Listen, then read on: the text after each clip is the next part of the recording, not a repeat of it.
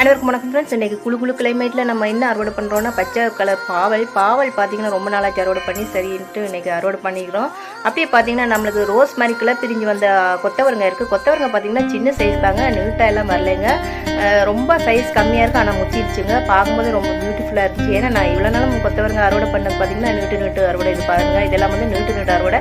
அதோட செடி வந்து ஹைட்டாக எவ்வளோ தூரம் போதோ அது மாதிரி கொத்தவரங்காய் நீட்டாக வந்துச்சுங்க. அது வந்து கம்மியாக இருந்துச்சுங்க. இது பார்த்திங்கன்னா நம்மளோட கோழி அவரை, அதாவது சிறகு அவரை அப்படின்னு சொல்லுவாங்க, அதுவும் இருந்துச்சு. சரி வாங்க அதையும் அறுவடை பண்ணலான்ட்டு அதையும் கடற்கரைன்னு அறுவடை பண்ணேன்.